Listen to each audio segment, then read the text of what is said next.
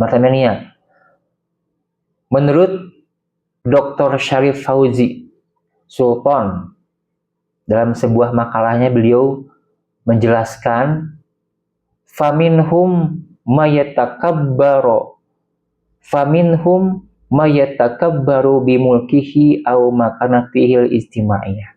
Ada orang yang sombong karena kedudukannya dan status sosialnya. RT sombong misalnya, RW sombong dengan ke-RW-nya misal, lurah, atau orang ditokohkan, ya, dan sebagainya. Orang sombong dengan kedudukan, kekuasaannya, dan status sosialnya. Anggota DPR sombong, misalnya presiden sombong, kita bisa, pernah enggak misalnya itu. Itu adalah contoh ya, orang sombong dengan kekuasaan dan status sosialnya. Kemudian wa minan nasi mayatakabbaru bimalihi. Ada orang yang sombong dengan hartanya. Mentang-mentang dia kaya raya, mobilnya juga Al-Fatihah. Mewah, rumahnya besar, usahanya maju, dia sombong. Gitu. Ada yang begitu? Mungkin ada.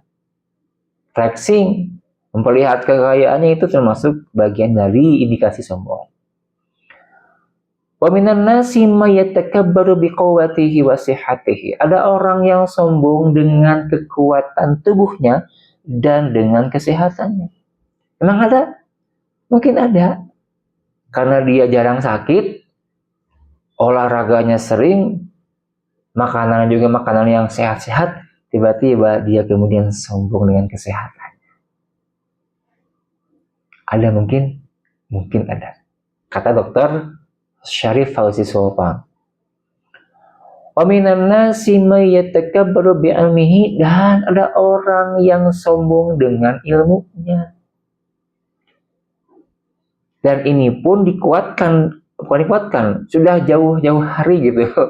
Dibahas oleh para ulama, di antaranya adalah Imam Al-Ghazali mengatakan ada 7 sebab orang sombong.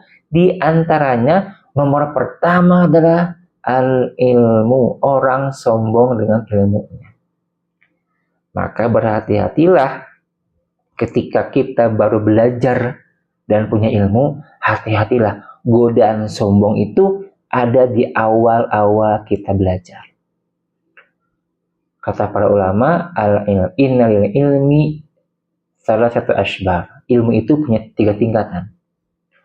Man dakhala fi syibil awal takabbara. Orang yang baru masuk ke tingkatan pertama, dia sombong. Wa man dakhala fi syibil tsani tawadhu'a. Orang yang masuk ke level kedua, dia tawadu. Wa man dakhala fi syibil tsalits, ada orang yang masuk ke level ketiga, alima annahu la ya'lam. Dia sadar diri bahwa dia belum tahu apa-apa. Dia sadar dia masih bodoh. Nah, orang yang sombong dengan ilmunya itu adalah orang yang baru masuk ke level pertama. Maka berhati-hatilah para pembelajar, ketika Anda baru paham, baru tahu, hati-hatilah. Di sana hembusan godaan sombong sangat besar. Itu yang keempat ya. Yang kelima kata Dr. Syarif Fauzi Sultan, wa minan nasi mayatakabbaru bi jamalihi wa husni suratihi. Ada orang yang sombong dengan kecantikannya, ketampanannya, dengan bentuk rupanya. Maka hari ini ada orang yang Allah karuniai wajah yang ganteng, yang cakep, yang cuantik.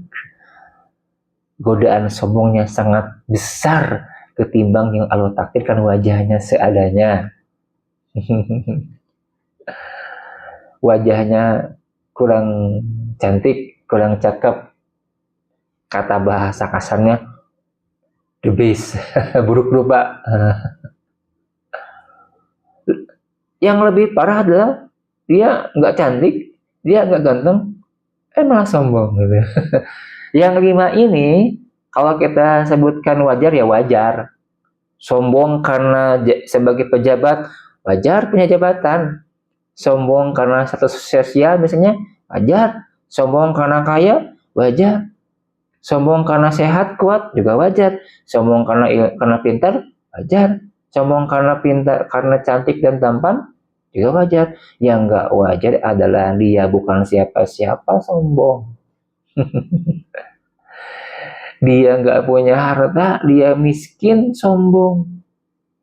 Dia sakit-sakitan, malah sombong. Dia bodoh, sombong. Dia nggak tampan, sombong. Nah, ini yang nggak wajar.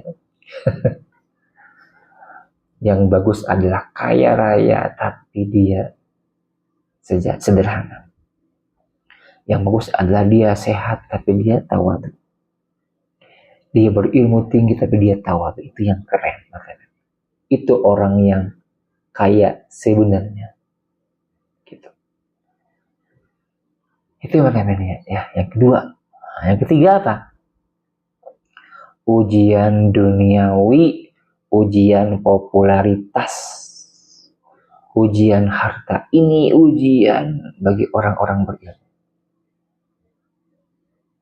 Hari ini banyak sahabat-sahabat kita yang bergerak dalam dunia dakwah, tapi terseret oleh arus harta dan popularitas. Apalagi hari ini zamannya sudah zaman digital. Untuk bisa flexing, orang nggak usah kayak Korun ya. Korun kan flexingnya itu fakharaja ala qaumihi fi zinatihi. Dia keluar apa namanya itu konvoy gitu ya, konvoy lewat ke masyarakat dengan siapa? Dengan apa? Membawa perhiasannya. Bersama siapa? Bersama orang-orang lain. Dalam tafsir itu disebutkan sebanyak 70.000 orang flexingnya itu. Hari ini nggak usah begitu. Flexingnya nggak usah memperlihatkan langsung ke masyarakat, ke jalan-jalan nggak usah. Hari ini flexingnya bisa dengan handphone, ya. Flexing dengan digital ini sangat-sangat dimudahkan dan hati-hati. Itu ujian orang berilmu. Ujian duniawi. Artinya adalah apa?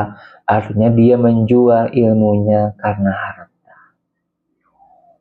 Fokus dakwahnya karena ingin mencari ma'isyah. Hati-hati. Kalau seseorang Ustadz mubaligo, dia berdakwah karena memang di sana hidupnya, dia cari uang di sana, hati-hati. Itu ujian orang berilmu. Dakwah, ya dakwah saja. Ngajar, ajar saja. Urusan nanti diberikan kadedeh, ya itu mah hak diambil, silakan. Yang penting fokus utamanya dakwah, mencerahkan orang-orang yang kegelapan. Begitu.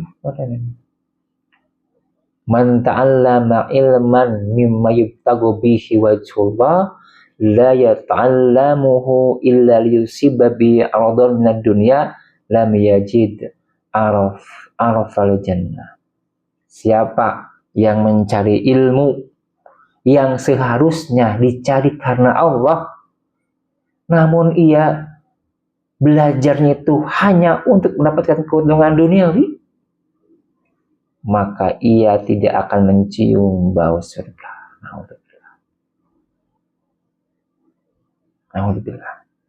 Maka hati-hatilah ketika kita mencari ilmu atau menyampaikan ilmu, mencari ilmu atau menyampaikan ilmu, maka hati-hatilah. Niat kita harus karena Allah Subhanahu wa Ta'ala. Ketika dunia diberikan, itu adalah bonus, bukan gaji pokok, itu adalah bonus dari Allah Subhanahu wa Ta'ala.